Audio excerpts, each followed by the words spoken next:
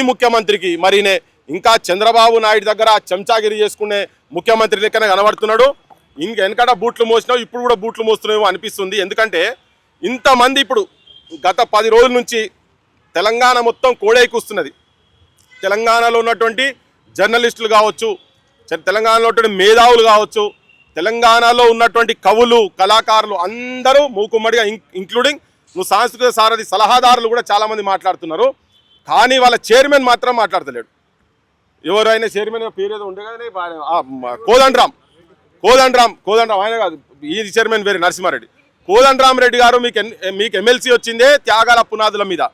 కానీ ఇలా మీరు బయటకు వచ్చి మాట్లాడాలి, అవసరమైతే మీరు రిజైన్ చేయాలి. ఈ విగ్రహం మాత్రం రేపు ఇక్కడ కనుక ఆవిష్కరణ జరిగితే మొట్టమొదలు చేయాల్సింది కోదండరాం గారు రాజీనామా చేసి మీరు ఇక్కడికి వచ్చి కూర్చోవాలి.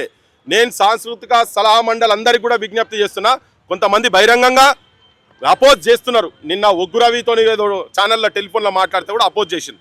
సో ఇంతమంది అపోజ్ చేస్తున్నటువంటి వాళ్ళ సంఖ్య ఎక్కువ ఉన్న తర్వాత కూడా దుస్సాహసం చేసి నువ్వు ఇక్కడ విగ్రహం పెట్టి రాత్రి పాపం మా పోలీసులకు కూడా నిగడ పెట్టుకొని మంట పెట్టుకొని కూర్చున్నారు.